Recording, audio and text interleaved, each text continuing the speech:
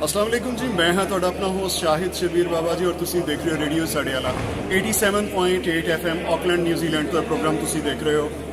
हसबे वादा असी पहुँच के दरबार साहिब करतारपुर के अंदर दरबार साहिब करतारपुर अंदर आए साडे वीर जी पहुँचे ने, गुरजीत वीर जी पहुँचे ने जिहड़े कि इंटरनेशनल दस्तार ट्रेनिंग दिंदे ने, वर्कशॉप लाउंदे ने। न्यूजीलैंड भी जाके आए ने, उत्थे भी बच्चों को इन्होंने दस्तार की ट्रेनिंग दी है और दस्तार किस तरीके नाल सजाई जाती है वो तरीका अज दसणगे।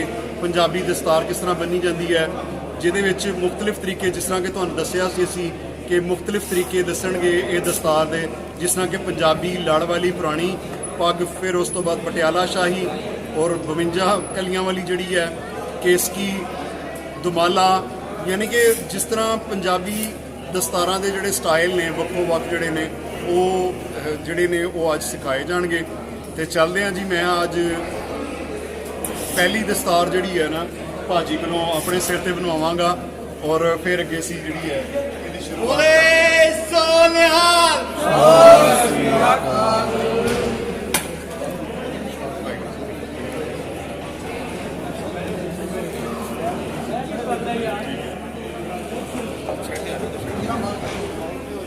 इहदी पिछले भी जगह मिस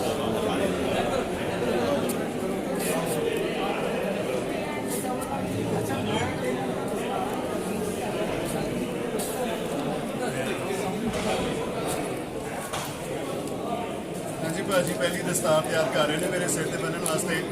भाजी 550th आगमन गुरुपुरब उत्ते पहली दस्तार बाबा गुरु नानक साहब के घर दे विच मेरे सिर ते सजेगी।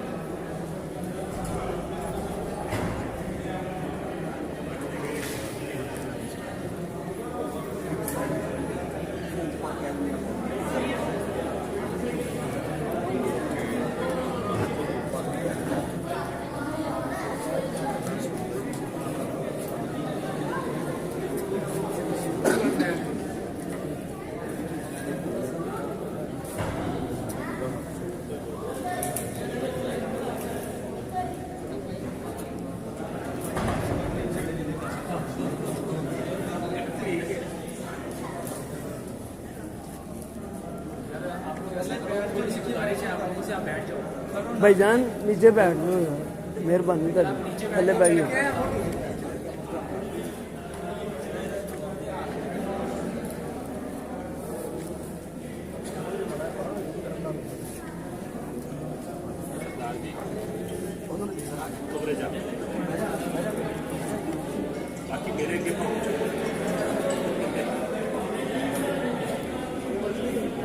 भाईजान एक हाथ आ रहा है।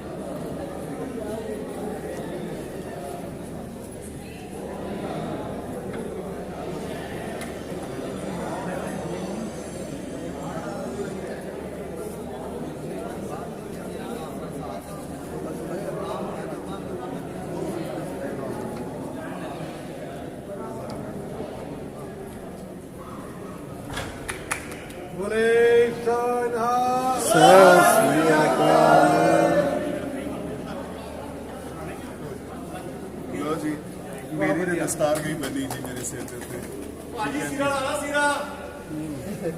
पहला जी पहली दस्तार जिहड़ी है कह लो तुसीं 550 साल आगमन पूरब बाबा गुरु नानक साहिब के घर दे विच असीं जिहड़ा मिशन लैके आए सी। भाई साहब इंटरनेशनल दस्तार अवार्ड याफ्ता ने जिहड़े कि डेरा बाबा गुरु नानक तो आए ने और साडी टीम का हिस्सा भी ने। रेडियो साडे वाला 87.8 FM ऑकलैंड न्यूजीलैंड तो तुसीं प्रोग्राम देख रहे हो और ये सारा उपराला जिहड़ा है वो रेडियो की तरफों ही किया जा रहा है। ਤੇ ਵੀਰ ਜੀ ਕੀ ਮੈਸੇਜ ਦੇਣਾ ਚਾਹੋਗੇ? ਅੱਜ ਬਾਬਾ ਜੀ ਦੇ ਘਰ ਆਏ ਹੋ, ਧੰਨ ਭਾਗ ਤੁਹਾਡੇ ਕਿ ਤੁਸੀਂ ਅੱਜ ਇਸ ਘਰ ਦੇ ਦਰਸ਼ਨ ਕਰ ਰਹੇ ਹੋ। ਵਾਹਿਗੁਰੂ ਜੀ ਕਾ ਖਾਲਸਾ, ਵਾਹਿਗੁਰੂ ਜੀ ਕੀ ਫਤਿਹ। ਬਹੁਤ ਬਹੁਤ ਧੰਨਵਾਦ ਪ੍ਰਬੰਧਕ ਕਮੇਟੀ ਦਾ, ਬਾਬਾ ਜੀ ਤੁਹਾਡਾ ਵੀ ਬਹੁਤ ਬਹੁਤ ਧੰਨਵਾਦ, ਕਿਉਂਕਿ ਆਲ ਵਰਲਡ 'ਚ ਤੁਹਾਨੂੰ ਦੁਨੀਆ ਸੁਣ ਰਹੀ ਆ, ਤੇ ਰੇਡੀਓ ਸਾਡੇ ਵਾਲੇ ਦਾ ਜਦੋਂ ਤੁਸੀਂ ਜੁੜੇ ਹੋ ਕਾਫੀ ਦੇਰ ਦੇ, ਨਵੇਂ ਤੋਂ ਨਵੇਂ ਗੁਰੂ ਘਰ ਦੇ ਦਰਸ਼ਨ ਕਰਵਾਉਂਦੇ ਹੋ, ਨਵੇਂ ਤੋਂ ਨਵਾਂ ਇਵੈਂਟ ਕਰਦੇ ਹੋ। ਅੱਜ ਤੁਸੀਂ ਦਸਤਾਰ ਦਾ ਪਾਕਿਸਤਾਨ ਦੇ ਵਿੱਚ ਇੱਕ ਬਹੁਤ ਵੱਡਾ ਜਿਹੜਾ ਉਪਰਾਲਾ ਕੀਤਾ ਹੈ, ਉਹਦੇ ਲਈ ਤੁਹਾਡਾ ਦਿਲੋਂ ਧੰਨਵਾਦ। ਤੇ ਇਸੇ ਤਰ੍ਹਾਂ ਆਪਾਂ ਰਲ ਮਿਲ ਕੇ ਸਾਰੀ ਦੁਨੀਆ ਦੇ ਭਰ ਵਿੱਚ ਆਪਾਂ ਜ਼ਰੂਰ ਕੁਛ ਨਾ ਕੁਛ ਉਪਰਾਲੇ ਇਹੋ ਜਿਹੇ ਕਰਦੇ ਰਹੀਏ, ਇਹ ਭਾਈਚਾਰੇ ਦਾ ਆਪਾਂ ਸਾਥ ਦਈਏ। ਇੱਥੇ ਇੱਕ ਬਹੁਤ ਵੱਡੀ ਮਿਸਾਲ ਪੈਦਾ ਹੋ ਗਈ ਆ ਕਿ ਜਿਸ ਅਸਥਾਨ ਤੇ ਆਪਾਂ ਅਰਦਾਸਾਂ ਕਰਦੇ ਸੀ ਦਰਸ਼ਨ ਕਰਨ ਨੂੰ, ਅੱਜ ਉਸ ਅਸਥਾਨ ਤੇ ਅਸੀਂ ਖੜੇ ਆ ਤੇ ਦਸਤਾਰ ਦਾ ਕੈਂਪ ਲਾਇਆ। ਦਾਸ ਵੀ ਉੱਥੇ ਅਰਦਾਸ ਕਰਦਾ ਸੀ, ਦਾਸ ਜੀ ਵੀ ਸਤਿਗੁਰੂ ਜੀ ਬਾਬੇ ਨਾਨਕ ਨੇ ਅਰਦਾਸ ਸੁਣੀ ਆ, ਤੇ ਅੱਜ ਇੱਥੇ ਆ ਕੇ ਹੀ ਦਸਤਾਰ ਦਾ ਕੈਂਪ ਲਾਇਆ ਹੈ। ਵਾਹਿਗੁਰੂ ਜੀ ਕਾ ਖਾਲਸਾ, ਵਾਹਿਗੁਰੂ ਜੀ ਕੀ ਫਤਿਹ। ਮੈਂ ਕਹਾਂਗਾ ਜੀ ਦਸਤਾਰ ਜਿਹੜੀ ਹੈ, ਦਸਤਾਰ ਦੇ ਮੁਤਲਕ ਇਹ ਕੁਝ ਥੋੜੇ ਲੋਕਾਂ ਦੀ ਗਲਤਫਹਿਮੀ ਹੈ ਕਿ ਦਸਤਾਰ ਜਿਹੜੀ ਹੈ ਸਿਰਫ ਉਹ ਸਿੱਖ ਵੀਰ ਹੀ ਸਜਾਉਂਦੇ ਹਨ, ਲੇਕਿਨ ਮੈਂ ਸਭ ਨੂੰ ਦੱਸਣਾ ਚਾਹਾਂਗਾ ਕਿ ਪੰਜਾਬੀਆਂ ਦੇ ਸਿਰ ਦੀ ਸ਼ਾਨ ਹੈ ਦਸਤਾਰ। ਅਗਰ ਤੁਸੀਂ ਸੈਂਟਰਲ ਪੰਜਾਬ ਦੇ ਵਿੱਚ ਸਰਗੋਦਾ ਏਰੀਆ, ਸਿਆਲਕੋਟ, ਨਾਰੋਵਾਲ, ਸ਼ਕਰਗੜ੍ਹ ਔਰ ਇਹਦੇ ਮਲਾਕਾ ਜਿਹੜੇ ਇਲਾਕੇ ਨੇ, ਜੰਮੂ ਦਾ ਏਰੀਆ, ਅੱਜ ਵੀ ਉੱਥੇ ਦੀ ਦਸਤਾਰ ਜਿਹੜੀ ਹੈ ਅੱਜ ਵੀ ਲੋਕਾਂ ਦੇ ਸਿਰ ਤੇ ਬਿਲਕੁਲ ਸੇਮ ਹੈ।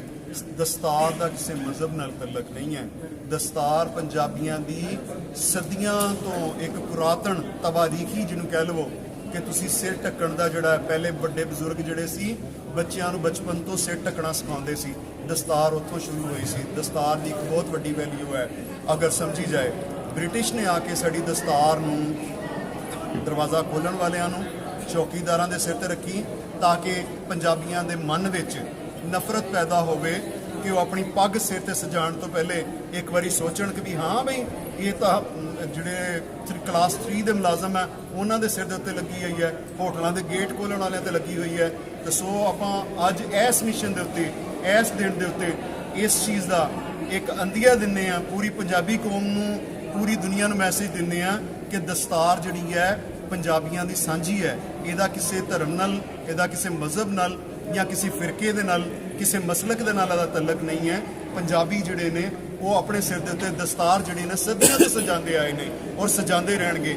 ਉਸੇ ਪੰਜਾਬੀ ਦਸਤਾਰ ਨੂੰ ਲੈ ਕੇ ਅਸੀਂ ਅੱਜ ਦਰਬਾਰ ਸਾਹਿਬ ਕਰਤਾਰਪੁਰ ਪਹੁੰਚੇ ਔਰ ਵੀਰ ਜੀ ਵੀ ਸਾਡੇ ਕੋਲ ਆਏ। ਅੱਜ ਕਹਿ ਲਵੋ ਤੁਸੀਂ ਕਿ ਇਹ ਕੋਈ ਪ੍ਰੀ ਪਲਾਨ ਇਹਨਾਂ ਦੇ ਨਾਲ ਮੁਲਾਕਾਤ ਨਹੀਂ ਸੀ। ਅਸੀਂ ਦਸਤਾਰਾਂ ਇੱਥੇ ਸਜਾਉਣੀਆਂ ਸਨ, ਇਹਨਾਂ ਨੇ ਇੱਥੇ ਆਉਣਾ ਸੀ। ਮੈਂ ਕਹਾਂਗਾ ਕਿ ਇਹ ਸਾਰਾ ਕੁਝ ਲਿਖਿਆ ਹੋਇਆ ਸੀ ਪਹਿਲੇ ਤੋਂ। ਬਹੁਤ ਸ਼ੁਕਰੀਆ ਆਪ ਸਭ ਦਾ। ਤੁਸੀਂ ਦੇਖੋ ਇਹ ਕਿੰਨੇ ਲੋਕ ਬੈਠੇ ਹੋਏ ਨੇ ਸਿਰਫ ਪੰਜਾਬੀ ਦਸਤਾਰ ਦੇਖਣ ਵਾਸਤੇ ਕਿ ਪੰਜਾਬੀ ਆਪਣੇ ਸਿਰ ਤੇ ਦਸਤਾਰ ਜਿਹੜੀ ਹੈ ਕਿਸ ਤਰੀਕੇ ਨਾਲ ਸਜਾਉਂਦੇ ਨੇ। ਬਹੁਤ ਵਧੀਆ ਲੱਗ ਰਿਹਾ ਹੈ। ਤੇ ਇਸੇ ਤਰ੍ਹਾਂ ਹੀ ਇਕੱਠ ਹੋਵੇ, ਇਸੇ ਤਰ੍ਹਾਂ ਹੀ ਅਗਰ ਪਿਆਰ ਹੋਵੇ, ਮੁਹੱਬਤ ਹੋਵੇ, ਤੇ ਮੈਂ ਕਹਿੰਦਾ ਵਾਂ ਕਿ ਪੰਜਾਬੀ ਪੂਰੀ ਦੁਨੀਆ ਨੂੰ ਫਤਹ ਕਰ ਸਕਦੇ ਨੇ। ਸੋ ਕੀ ਕਹਿੰਦੇ ਨੇ ਕਿ ਪੰਜਾਬੀ ਸਿਰਫ ਅਖਵਾਉਣ ਦੇ ਨਾਲ ਨਹੀਂ ਹੈ, ਪੰਜਾਬੀ ਹੋਣ ਤੇ ਮਾਣ ਵੀ ਕਰਨਾ ਚਾਹੀਦਾ ਹੈ। ਤੇ ਮਾਣ ਉਸੇ ਸੂਰਤ 'ਚ ਹੋਏਗਾ ਜਦੋਂ ਤੁਸੀਂ ਆਪਣਾ ਪਹਿਨਾਵਾ ਪੰਜਾਬੀ ਕਰੋਗੇ, ਆਪਣੇ ਘਰ 'ਚ ਆਪਣੇ ਬੱਚਿਆਂ ਨਾਲ ਪੰਜਾਬੀ ਬੋਲੋਗੇ। ਸੋ ਇਹ ਪੰਜਾਬੀ ਦਸਤਾਰ ਦੇ ਨਾਲ ਨਾਲ ਮਾਂ ਬੋਲੀ ਦੀ ਵੀ ਚਰਚਾ ਹੈ। ਜੀ ਇਹ ਸਾਡੇ ਸਾਰੇ ਜਿਹੜੇ ਭਰਾ ਇੱਥੇ ਬੈਠੇ ਹੋਏ ਨੇ, ਇਕੱਠੇ ਹੋਏ ਨੇ, ਸਾਰਿਆਂ ਦਾ ਤਲਕ ਪੰਜਾਬ ਦੇ ਨਾਲ ਵੀ ਹੈ। ਚਾਹੇ ਅਸੀਂ ਅੱਜ ਵੱਖੋ-ਵੱਖ ਜ਼ਿਲ੍ਹਿਆਂ ਨਾਲ ਹਾਂ, ਚਾਹੇ ਅਸੀਂ ਈਸਟ ਜਾਂ ਵੈਸਟ ਦੇ ਵਿੱਚ ਵੰਡੇ ਹੋਏ ਹਾਂ, ਲੇਕਿਨ ਕੁੱਲ ਮਿਲਾ ਕੇ ਸਾਰਾ ਕੁਝ ਹੈ ਤਾਂ ਪੰਜਾਬ ਦੀ। ਧਰਤੀ ਤੇ ਪੰਜਾਬ ਦੀ ਹੈ। 22 ਡਾਇਲੈਕਟ ਨੇ ਪੰਜਾਬੀ ਦੇ, ਚਾਹੇ ਉਹ ਮਾਝੀ ਦਾ ਹੋਵੇ, ਚਾਹੇ ਉਹ ਦੁੱਲੇ ਦੀ ਬਾਰ ਦਾ ਹੋਵੇ, ਚਾਹੇ ਉਹ ਸੰਦਲ ਦੀ ਬਾਰ ਦਾ ਹੋਵੇ, ਚਾਹੇ ਉਹ ਨੀਲੀ ਬਾਰ ਦਾ ਹੋਵੇ, ਚਾਹੇ ਉਹ ਦੁਆਬੇ ਦਾ ਹੋਵੇ, ਚਾਹੇ ਉਹ ਅੰਮ੍ਰਿਤਸਰੀ ਸਟਾਈਲ ਹੋਵੇ, ਤੇ ਭਾਵੇਂ ਉਹਦਾ ਜਿਹੜਾ ਵਾ ਉਹ ਜੰਮੂ ਦਾ ਲਹਿਜਾ ਹੋਵੇ, ਭਾਵੇਂ ਉਹਦਾ ਸਿਆਲਕੋਟ ਦਾ ਹੋਵੇ ਜਾਂ ਪੋਠੋਹਾਰੀ ਹੋਵੇ ਜਾਂ ਹਿੰਦਕੋ ਹੋਵੇ, ਭਾਵੇਂ ਧਮੀ ਦਾ ਹੋਵੇ। ਠੀਕ ਹੈ ਜੀ। ਤੇ ਸਾਰੇ ਲਹਿਜੇ ਜਿੰਨੇ ਵੀ ਨੇ ਉਹ ਮੇਰੀ ਮਾਂ ਬੋਲੀ ਦੇ ਨੇ। ਸੋ ਮਾਂ ਬੋਲੀ ਔਰ ਦਸਤਾਰ ਦੋਵਾਂ ਦੀ ਚਰਚਾ ਕਰੋ। ਆਓ ਰਲ ਕੇ ਅੱਜ ਦੇ ਦਿਨ ਨੂੰ ਜਿਹੜਾ ਹੈ ਉਹ ਪੰਜਾਬੀ ਦਸਤਾਰ ਡੇ ਜਿਹੜਾ ਹੈ, ਟਰਬਨ ਡੇ ਜਿਹੜਾ ਹੈ, ਉਹਨੂੰ ਅਸੀਂ ਰਲ ਕੇ ਮਨਾਈਏ। ਜਿਸ ਤਰ੍ਹਾਂ ਕਿ ਆਪਾਂ ਅੱਜ ਭਾਈ ਸਾਹਿਬ ਦੇ ਨਾਲ ਇੱਥੇ ਆਏ ਹਾਂ, ਕੋਸ਼ਿਸ਼ ਕਰਾਂਗੇ ਕਿ ਜਿੱਥੇ ਤੱਕ ਹੋਇਆ ਸਾਰੇ ਪੰਜਾਬੀਆਂ ਦੇ ਸਿਰ ਤੇ ਅੱਜ ਅਸੀਂ ਦਸਤਾਰ ਸਜਾਵਾਂਗੇ ਜਿਨ੍ਹਾਂ ਦੇ ਸਿਰ ਦੇ ਉੱਤੇ ਮੌਜੂਦ ਨਹੀਂ। ਮੈਂ ਹਾਂ ਤੁਹਾਡਾ ਆਪਣਾ ਹੋਸਟ ਸ਼ਾਹਿਦ ਸ਼ਬੀਰ ਬਾਬਾ ਜੀ। ਤੁਸੀਂ ਦੇਖ ਰਹੇ ਹੋ ਰੇਡੀਓ ਸਾਡੇ ਵਾਲਾ, ਆਕਲੈਂਡ ਨਿਊਜ਼ੀਲੈਂਡ ਤੋਂ 87.8 FM ਰੇਡੀਓ।